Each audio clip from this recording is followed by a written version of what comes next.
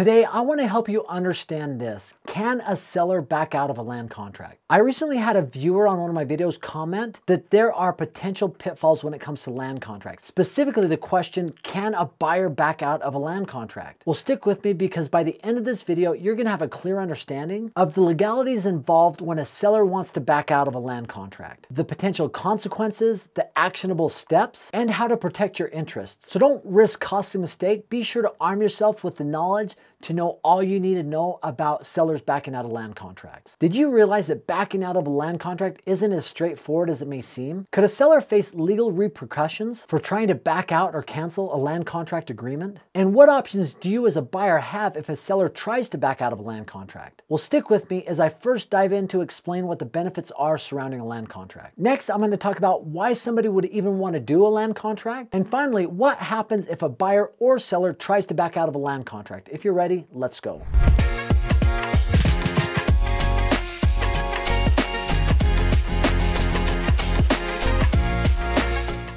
So what are the benefits of a land contract for both the buyer and the seller? Well, understand that a land contract is a legal agreement for a seller finance purchase where it's negotiated between the buyer and the seller. All the terms are negotiated between buyer and seller versus a traditional mortgage where you're working through a bank and everything is pretty standardized. And because it's negotiated between the buyer and seller, the buyer makes installments, monthly payments to the seller, and the seller actually retains title until that land contract is paid in full. Because there's no traditional lender, there's typically less of a down payment, lower closing costs, and getting a land contract done is so much faster than a traditional mortgage. Now, there are some important elements when it comes to land contracts, but as I mentioned, from purchase price to monthly payments, to a balloon payment, to who's responsible for taxes, insurance, it is all negotiated between buyer and seller. So what angle would you want to utilize a contract if you're a buyer or a seller?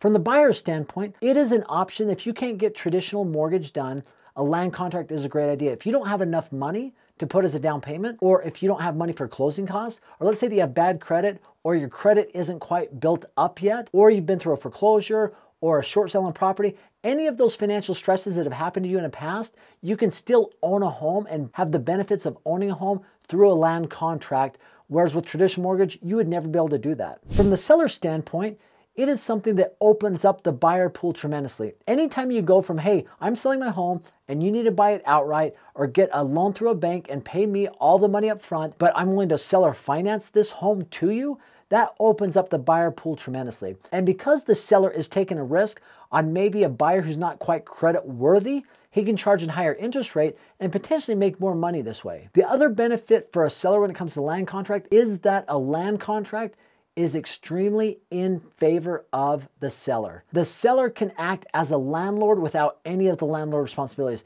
Now, what do I mean by that? So the buyer's responsible for the taxes, the insurance, the repairs, the maintenance, everything on the home. They own the home. Even though they don't have title, they have equitable title, but not the actual deed to the home. Now, if the buyer defaults on the land contract, the seller can evict that buyer from the property as if he were a tenant and as if the seller were a landlord. They do not have to foreclose on the property. That's why a land contract is so much in favor of the seller and why buyers should beware to make sure that it's set up the right way. Now, land contracts are amazing tools, but they can be tricky in lots of different states. Each state might have something different, or the counties or municipalities. So I always recommend to people, you are going to want to get, especially if you're a buyer, even if you're a seller, to have a real estate attorney that has some experience with land contracts to look this over to make sure that nothing has been skipped or overlooked. And especially if you're thinking that the seller could back out of a land contract.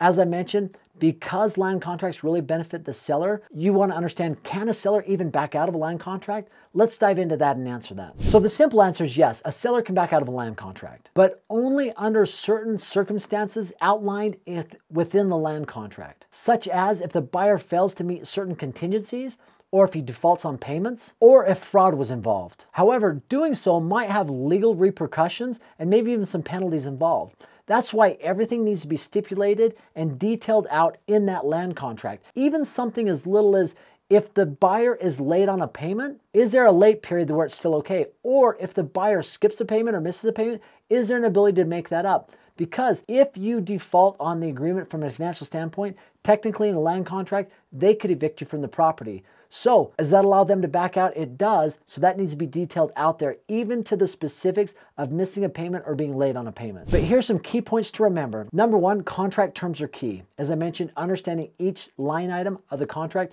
having your real estate attorney look it over is vitally important. Number two are those contingencies, like if there's a late payment or a skip payment. And number three, have legal advice. As I mentioned many times, I've covered these, but I want to stress it again. Having legal advice is something that's essential. So what are some possible reasons where a seller might back out of a land contract? Well, number one, as I mentioned, defaulting on the payments, right? If somebody stops making payments, you would have no choice as a seller to say, listen, you're not making payments. I need payments. This is a home. This is why I set it up this way. So I get money every single month to do this. I've got to evict you from the property. If there was fraud involved, right? If they're coming saying, listen, my family's going to live here, but all of a sudden 4 or 5 families living there and it's against the land contract, you could evict them then, or the seller could back out of that land contract. Land contracts are a great tool, but they have to be understood.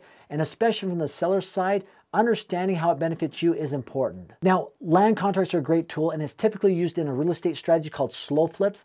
But I've created a strategy that is similar to slow flips that actually allows you to cash flow every single month. And here's the cool thing about the strategy. It is something that anybody can do in any market condition. Even if the market is stagnant or going down, it still works.